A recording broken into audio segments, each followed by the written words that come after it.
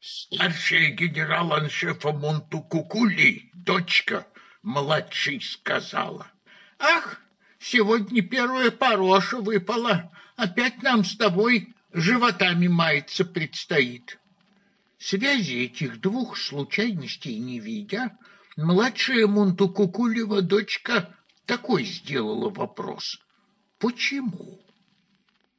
«Потому что наш папенька, генерал-аншеф, сейчас же персонально по первой пороше на зайцев поскачет, а к маменьке незамедля приедет сосед Чехлинский и много сластей нам привезет. То, накушавшись их, через эту порошу легко захворать можем».